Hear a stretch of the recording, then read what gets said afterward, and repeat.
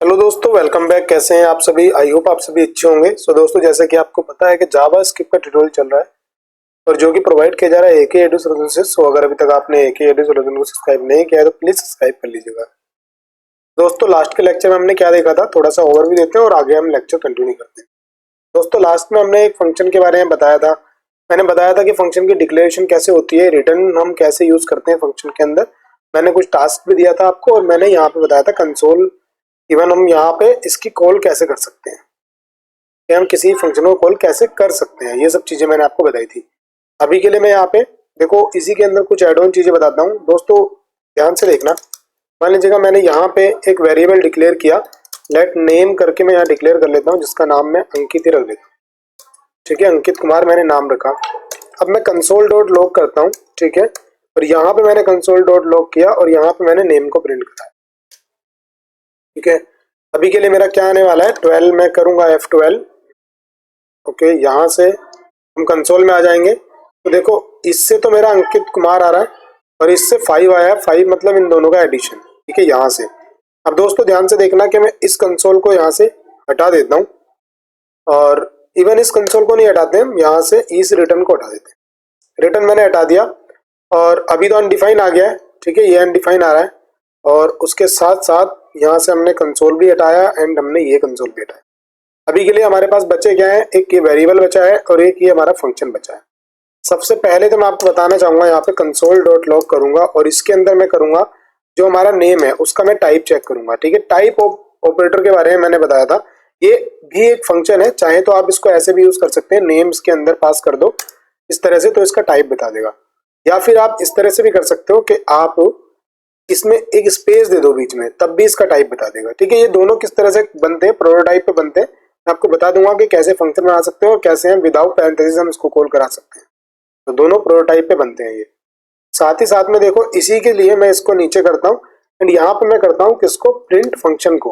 Print function को करूंगा तो देखो ये क्या आने वाला है, ये यहाँ पे फंक्शन आने वाला है। फंक्शन अपने आप में अपना फंक्शन रखता है, नॉन प्रिमिटिव है, मैंने आपको पहले बताया था। चलो इतना हो गया, इसको भी हम कमेंट आउट कर देते हैं। यहाँ से कमेंट आउट किया। अभी दोस्तों हम इन लाइनों के सबसे पहले आ गए। देखो मैं आपको बताता हूँ एक स्कोप के बारे में।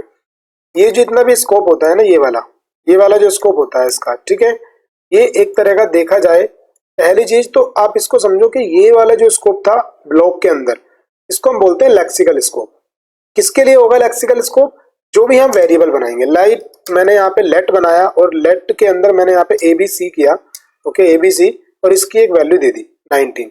तो अब क्या होगा, ये एबीसी कहाँ से कहाँ तक एक्सेस है, ये इस करली ब्रैकेट से इस करली ब्रैकेट तक एक्सेस है। तो इसका जो लेक्सिकल स्कोप है वो ये कहलाएगा। ठीक है, इसके लेक्सिकल स्कोप को हम ये बोलते हैं। इतना होगा। वैसे ये एडवांस जावास्क्रिप्ट का टॉपिक है बट मैं थोड़ा थोड़ा बता भी देता हूँ। ठीक है, अब ये वाला जैसे हमने यहाँ से ऊपर को लाइन स्टार्ट की है, यहाँ पे हमने कुछ नहीं लिखा और नीचे से हमने लिखना स्टार्ट किया, तो ये वाले स्कोप को हम क्या बोलते हैं, ये ऊपर का डेड जोन है। ठीक है, ये ऊपर का डेड जोन है क्योंकि यहाँ पे हमने वेरिएबल डिक्लेयर ही नहीं किया। इसके नीचे का इसके लिए स्कोप है बट ये ऊपर का डेड जोन है। अभी डेड जोन कैसे है देखो, इसी को हम देखने वाले हैं आज। मान लो मैं यहाँ पे कंसोल डॉट लॉग करता हूँ। कंसोल डॉट लॉग मैंने किया। अभी देखो दोस्तों मैं एबीसी को प्रिंट कराता हूँ, अब मेरे पास क्या आने वाला है, तो देखो ध्यान से देखना। मेरे पास आ रहा है रेफरेंस एरर और ये कह रहा है एबीसी नॉट डिफाइंड। अब एबीसी नॉट डिफाइंड क्यों आ रहा है, क्योंकि वो इस स्कोप में है, वो इस स्कोप में है, इसका लेक्सिकल स्कोप इतना है, तो इस वजह से ये बता रहा है कि भाई नॉट डिफाइंड। चलो कोई प्रॉब्लम नहीं है, नॉट डिफाइंड इसने बता दिया, इसको हम कर देते हैं कमेंट आउट। ठीक है, एंड यहाँ से जो नॉट डिफाइंड हमारा आ रहा है तो यहाँ पे तो हम लिख देंगे नॉट, ओके, नॉट डिफाइंड। अब हम करते हैं console dot log second. Console dot log मैंने किया, इस तरह से मैंने कंसोल डॉट लॉग किया। मैं करता हूँ नेम को प्रिंट। ध्यान से देखना, अभी मैंने नेम को प्रिंट किया। ठीक है, कौन से वाले नेम को, इस वाले नेम को कॉपी किया, इस नेम को मैंने यहाँ पे पेस्ट किया दोबारा। अब ये कह रहा है, देखो ध्यान से देखो, ये कह रहा है reference can not access name before initialization, कि हम इनिशियलाइजेशन से पहले हम इसको एक्सेस नहीं कर सकते। इसने ये वाला एरर दे दिया। क्या हम इसको यहाँ पे कॉन्स्ट करें तब क्या होगा हमारा, अगर मैं कॉन्स्ट करता हूँ तब क्या होगा, तो देखो इसने भी कहा कि can not access before initialization, तो इसने कहा कि भाई अभी भी एक्सेस नहीं कर सकते। अगर मैं इसको वेयर कर देता हूँ, मैं वेयर करता हूँ, तब मेरे पास क्या आ रहा है, तब मेरे पास क्या आने वाला है इससे और इससे। ठीक है, तो मैं यहाँ पे देखता हूँ, ये दोनों मैं इसको दोबारा सेव कर लेता हूँ। अब देखो यहाँ पे मेरे पास नेम आ गया अंकित कुमार। प्रिंटिंग मैंने कहाँ से कराई, कहीं से नहीं कराई ना, मैंने यहाँ पे प्रिंट कराई है, इनिशियलाइज मैंने यहाँ पे किया, डिक्लेयर मैंने यहाँ पे किया। तो दोस्तों इन चीजों को थोड़ा सा समझने की नीड है कि ये वाला जो जो अभी टॉप लेवल पे इनिशियलाइज हो गया ये क्या है। तो दोस्तों वेर में और कॉस्ट में तो नहीं आया, बट अगर जब मैंने लेट में और कॉस्ट में तो नहीं आया, बट जब मैंने वेर किया तो यहाँ पे मेरी प्रिंटिंग हो गई है। तो इसे हम बोलते हैं होस्टिंग, ठीक है। अब देखो इसको थोड़ा सा मैं समझाऊंगा आपको। अभी हम थोड़ा सा इसको एक काम करते हैं, थोड़ा इस तरह से कर लेते हैं। एंड ये मेरा कोड है जो पूरा लिखा हुआ था। यहाँ पे मैं देखो सोर्स में आया, सोर्स में आने के बाद मैंने यहाँ पे ब्रेक पॉइंट लगा दिया है। अब इसको मैं एक बार या तो आप यहाँ से एग्जीक्यूट कर लो या फिर इसको एक बार यहाँ पे इस तरह से, यहाँ नहीं लगाना ब्रेक पॉइंट, हम यहाँ लगाते हैं फर्स्ट लाइन पे, ठीक है। मैं इसको एक बार दोबारा रिफ्रेश कर ले रहा हूँ। यहाँ से देखो F5 करोगे, रिफ्रेश करोगे तो आपका यहाँ पे देखो ब्रेक पॉइंट आ गया है, ठीक है। इस तरह से ब्रेक पॉइंट आया है आपका, यहाँ पे आप आए। अभी आपकी एक भी लाइन एग्जीक्यूट नहीं हुई है, एक भी लाइन एग्जीक्यूट नहीं हुई है। तभी आपको क्या करना है, आपको आना है यहाँ पे स्कोप के अंदर। ये स्कोप जो है आपका, ये वाला स्कोप के अंदर आना है। यहाँ पे आपको ग्लोबल स्कोप मिलेगा। तो ग्लोबल के अंदर आप जब जाओगे, ग्लोबल के अंदर आपको जाने के बाद आपको देखना है यहाँ पे आपको एक नेम प्रॉपर्टी मिलेगी, ठीक है। यहाँ पे नेम प्रॉपर्टी मिलेगी, कहीं ना कहीं आप देखोगे ये वाली जो नेम प्रॉपर्टी इस तरह से आपको यहाँ पे मिलेगी। एक काम करते हैं, नेम को हम चेंज कर लेते हैं फंक्शन के अंदर, क्योंकि नेम की बाय डिफॉल्ट भी प्रॉपर्टी होती है। ऐसा होता है ये नेम जो डेप्रिसिएट आता है ना, ये इसलिए आता है क्योंकि बाय डिफॉल्ट जो हमारी लोकल स्टोरेज से आता है वहां से भी नेम ही आता है। और भी कुछ कारण है इसके आने के, तो इस वजह से हम इसको चेंज कर देते हैं। इसको हम कर देते हैं नेम 12, हम इस तरह से कर देते हैं नेम 12। फिलहाल के लिए नेम 12 कर देते हैं। तो इसको मैंने अभी सेव किया। सेव करने के बाद मैं दोबारा चलता हूँ, इसको मैं दोबारा से रिफ्रेश करूंगा। यहाँ पे F5 प्रेस करूंगा, दोबारा रिफ्रेश किया मैंने यहीं पे। अभी हम चलेंगे, हमको कहाँ चलना है, स्कोप में, ठीक है। और यहाँ पे मेरे को ग्लोबल आना चाहिए था, बट अभी आया नहीं है, कोई ना कोई कारण जरूर होगा क्यों नहीं आया, ठीक है। नेम 12, तो देखो ग्लोबल के अंदर हम आते हैं नीचे। अभी हमको देखना है कि नेम 12 के नाम से कुछ ना कुछ मेरे को मिलेगा। तो आप ध्यान से देखो, ये देखो ध्यान से, नेम 12 जो मेरा आया है वो अनडिफाइंड है। देखो नेम तो यहाँ अंकित कुमार ही आ रहा है, ये क्यों आ रहा है अंकित कुमार वाला, ठीक है। नेम तो अंकित कुमार ही आ रहा है, ये और प्रॉपर्टी है, ये कहाँ मेरी लोकल स्टोरेज से उठा रहा है ये प्रॉपर्टी, इसमें आपको नहीं जाना है। आप देखो नेम 12 को, तो नेम 12 जो मेरा आ रहा है यहाँ पे नेम 12 अनडिफाइंड आ रहा है। तो देख रहे हो दोस्तों, जब हम वेयर को डिक्लेयर करते हैं होस्टिंग के चलते, होस्टिंग का मतलब होता है जैसे ही वो डिक्लेयर हुआ, जैसे ही वो यहाँ पे डिक्लेयर हुआ, ऐसे ही उसको अनडिफाइंड से इनिशियलाइज कर देते हैं। जो इसका जो हमारा दिस है, यहाँ पे जो ब्राउजर है इसका, एक तरह से कह सकते हैं जो इंटरप्रेटर है, वो क्या करता है, किसी भी वेयर वाले वेरिएबल को अनडिफाइंड से इनिशियलाइज कर देता है। वो उसको इससे अनडिफाइंड से इनिशियलाइज कर देता है। उसके बाद जब वो उसके यहाँ पे आएगा, उसने देखा, पहले वो क्या करेगा, पूरे प्रोग्राम के अंदर जाएगा, वो देखेगा कितने वेरिएबल डिक्लेयर हैं। अच्छा 2 4 5 वेरिएबल डिक्लेयर है भाई, तो उनको क्या करेगा, वो अनडिफाइंड से ओनली वेरिएबल को अनडिफाइंड से इनिशियलाइज कर देगा। उसके बाद जो उसको वैल्यू मिलेगी वो बाद में मिलती रहेगी। ये दोस्तों किस चीज का क्वेश्चन है, इंटरव्यू का क्वेश्चन है। मेरे को फंक्शन समझाना था, मगर उससे पहले मुझे वेरिएबल से माहौल बनाना पड़ रहा है समझाने के लिए। तो देखो यहाँ पे हमारी अनडिफाइंड आ गया है, और उसके बाद हमारा यहाँ पे उसके बाद वैल्यू इनिशियलाइज होगी, जिसके चलते हमको यहाँ पे मिल रही है वैल्यू। देखो जैसे ही हम नीचे आते हैं, तो अब हम कंसोल में आते हैं, मेरे को यहाँ पे अनडिफाइंड वैल्यू मिली है। क्या मिला है मेरे को, अनडिफाइंड। ध्यान से देखो, मेरे को अनडिफाइंड मिली है। अभी आप दोबारा यहाँ पे चलते हैं, तो अभी तक मेरी अनडिफाइंड है वैल्यू, ठीक है। स्कोप में आता हूँ दोबारा, सॉरी सोर्स में आता हूँ।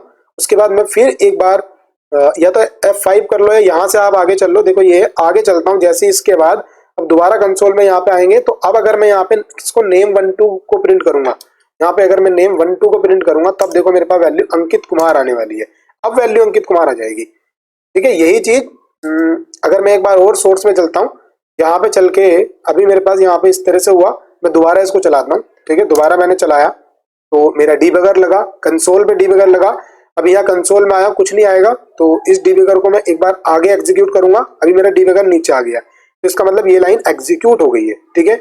एग्जीक्यूट हो गई, यहाँ अनडिफाइन आया। अगर मैं यहाँ पे अभी नेम 12 को करूंगा, तो देखो ध्यान से अभी मेरा अनडिफाइन ही आएगा। क्यों, क्योंकि जावास्क्रिप्ट का जो ब्राउजर जो इंटरप्रेटर है उसने उसको अनडिफाइन कर दिया है, ठीक है। बट अगर मैं सोर्स के अंदर आता हूँ, तो अब इसकी वैल्यू डिक्लेयर यहाँ से हो जाएगी, इसकी वैल्यू जो होगी वो यहाँ से हो जाएगी। अच्छा आपने एक चीज देखी, पहले जो आ रहा था नेम में, जो स्टार्टिंग में मैंने बताया था अंकित कुमार आ रहा था, वो क्यों आ रहा था, वो ग्लोबल वेरिएबल की वजह से आ रहा था, ठीक है। वो दूसरा जो मैंने जो समझाया आपको। अब मैं जैसे ही इसको नीचे की ओर एक बार और चलाता हूँ यहाँ पे, तो इस तरह से चलाऊंगा, तो अब मेरा डिक्लेयर हो गया, नीचे आ गया। अब दोस्तों ये चीज आपकी हो गई है, ठीक है। अभी आपको आपने ये देख लिया।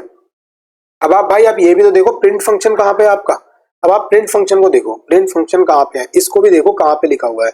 इसके लिए हम क्या करेंगे, पहले ठीक है मैं कोड में चलता हूँ, एक बार पहले मैं कोड में चलता हूँ, यहाँ मैं कंसोल करता हूँ। ठीक है मैं करता हूँ कंसोल डॉट लॉग, इसको करूंगा मैं यहाँ पे प्रिंट फंक्शन को। मेरे को एंड दिन समझाना तो फंक्शन ही था, मगर उसके लिए पहले मुझे और चीजें ही बतानी पड़ गई। ठीक है अब मैं इसको दोबारा एग्जीक्यूट करता हूँ, इस तरह से एग्जीक्यूट करता हूँ। तो पहले मैंने ये किया, एक डिबिगर मैं यहाँ पे लगा लेता हूँ। जैसे ही मैंने फर्स्ट लाइन एग्जीक्यूट की, मैं कंसोल में देखता हूँ मेरे पास अनडिफाइन आ गया। अब सोर्स में आता हूँ, सेकंड लाइन एग्जीक्यूट करता हूँ। अब दोबारा यहाँ चलते हैं तो यहाँ पे फिर अनडिफाइन आ गया, यहाँ पे फिर मेरा अनडिफाइन आ गया है। कौन सी लाइन से, इस वाली लाइन से, प्रिंट फंक्शन से मेरा अनडिफाइन आ गया। अब दोस्तों जब हमें जब यहाँ पे मेरे को नेम 1 2 मिल गया, तो मेरे को यहाँ पे प्रिंट फंक्शन भी मिलना चाहिए। प्रिंट फंक्शन भी मिलना चाहिए कि नहीं मिलना चाहिए। तो देखो मैं यहाँ पे चलता हूँ, मैं देख लेता हूँ नेम 1 2 मेरा ये था और मेरा इसका नाम क्या है, प्रिंट फंक्शन। तो प्रिंट फंक्शन भी मुझे यहीं कहीं मिलेगा, मेरे को बस थोड़ा सा सर्च करने की नीड है। तो मैं देख लेता हूँ कहाँ पे मेरे को मिलने वाला है। तो प्रिंट फंक्शन को अगर हम देखते हैं और तो देखो ध्यान से देखो, मेरे पास अभी प्रिंट फंक्शन ये इस तरह से आ रहा है, ये इसके अंदर एक फंक्शन आ रहा है पूरा, ऐसे फंक्शन आ रहा है पूरा। ठीक है दोस्तों इस तरह से आ गया। डिबगर हटा लेता हूँ, दोनों डिबगर हटा लिए। अभी ध्यान से देखो प्रिंट फंक्शन मेरा इस तरह से आ रहा है। प्रिंट फंक्शन में अनडिफाइंड वैल्यू नहीं हुई है, बट यहाँ पे अनडिफाइंड क्यों दिखा रहा है वो मुझे थोड़ा समझ नहीं आ रहा है। बट अभी हम क्या करते हैं, एक काम करते हैं, इसको हम इस तरह से हटा देते हैं और यहाँ पे हम इस तरह से 1 लगा देते हैं। अब मैं इसको सेव करता हूँ, सेव करके मैं यहाँ देख लेता हूँ मेरे पास क्या है। डिबगर मैंने हटा दिया था, अभी हम देखते हैं क्या आएगा।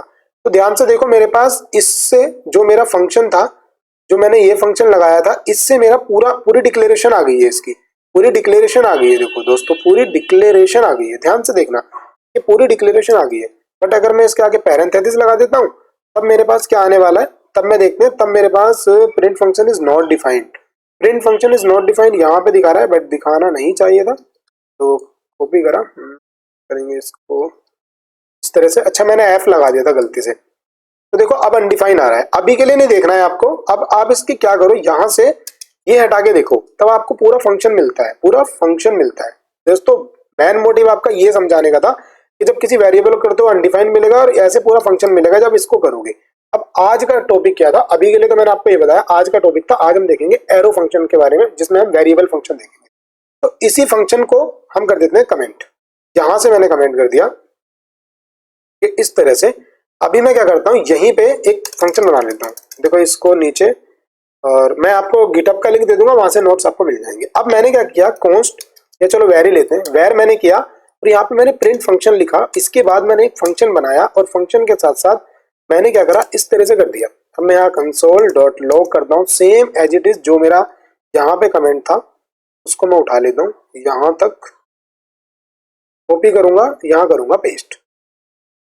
तो जब मैंने इस तरह से पेस्ट किया तो दोनों के अंदर मैंने इस तरह से लिख दिया है। ठीक है दोस्तों, अब ध्यान से आप एक चीज देखना। तो अभी चलो एक काम करते हैं, इसे फंक्शन 1 कर लेते हैं यार, फिर ना थोड़ा कंफ्यूजन सा हो जाएगा। तो जब हम इसको और इसको हम फंक्शन ही रहने देते हैं, अनकमेंट करता हूँ।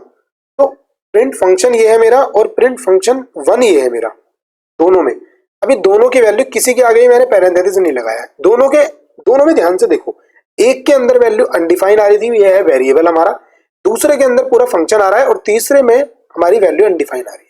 इस चीज को और समझाने के लिए बताता हूँ। यहाँ पे बेसिकली हम यहाँ चलते हैं और इसको हम एक बार करते हैं, डीबगर लगा लेते हैं यहाँ पे और हम करते हैं इसको रिफ्रेश। मैंने रिफ्रेश किया और जैसे ही मैं ग्लोबल के अंदर गया, अब मेरे को क्या दो चीजें देखनी है। पहला मैंने नेम देखा अनडिफाइन हो गया है, दूसरा मेरे को प्रिंट फंक्शन 1 और प्रिंट फंक्शन देखना है। तो देखो ध्यान से देखो, प्रिंट फंक्शन जो था मेरा, प्रिंट फंक्शन के अंदर पूरा एक फंक्शन आया है, ये पूरा फंक्शन आया है, ठीक है। बट प्रिंट फंक्शन 1 के अंदर अनडिफाइन आया है। तो दोस्तों ये चीज आपको बहुत समझनी है, बहुत ज्यादा अच्छे से समझनी है कि इसमें हुआ क्या है, आखिर हुआ ही क्या है। तो यहाँ पे जब हम ऐसे किसी वेरिएबल को डिक्लेयर करते हैं इस तरह से, और उसके आगे अगर हम एनोनिमस फंक्शन लगाते हैं तो वो हमारा एज ए वेरिएबल ट्रीट होता है, ना कि एज ए फंक्शन, ठीक है। दोनों के अंदर अगर हम कंसोल डॉट लॉग करते हैं और कंसोल डॉट लॉग करने के बाद अगर मैं प्रिंट फंक्शन यहाँ लिखता हूँ and same okay print function 1 लिखता हूँ, अभी हम देखेंगे हमारे पास क्या वैल्यू मिलने वाली है। इसको हम डीबगर को हटाएंगे, रिफ्रेश करेंगे, ठीक है। अभी के लिए इसकी हमें नीड नहीं है, तो इसको मैं इस तरह से ओपन कर लूंगा। कंसोल यहाँ पे कर लेंगे तो फिलहाल के लिए मेरा ये फंक्शन, इसको मैं करूंगा कमेंट आउट, इसको करूंगा कमेंट आउट, इसको करूंगा कमेंट आउट। तो दोस्तों दोनों के अंदर देखेंगे हमारे पास क्या आने वाला है। जो प्रिंट फंक्शन मेरा इस तरह से आ रहा है वो इस तरह से, और फंक्शन मेरा ये इस तरह से, दोनों ही फंक्शन दिख गए। ये नीचे क्यों दिख गए? क्योंकि डिक्लेयर हो गए हैं। ऊपर जो मैंने आपको बताना था, अगर हम इसको क्या करेंगे, टाइप ऑफ चेक करेंगे इसका हम, ठीक है, टाइप ऑफ। अब हम टाइप ऑफ चेक करेंगे, दोनों का टाइप ऑफ चेक करना है हमको, इसका भी करना है। तो टाइप ऑफ, दोनों में टाइप ऑफ चेक करेंगे, दोनों के अंदर फंक्शन आ रहा है, बट दोनों की डिक्लेरेशन जो होस्टिंग है उसमें डिफरेंस होता है। समझ में आ गई आपको बात? अब इसको हम बोलते क्या है? इसको हम वेरिएबल फंक्शन बोलते हैं। देखो इतना जब हम कर देते हैं तब हम बोलते हैं वेरिएबल फंक्शन, ठीक है। बट अगर हम इसी फंक्शन को इस तरह से लिख दे, चलो मैं लिख के बताता हूँ पूरा यार।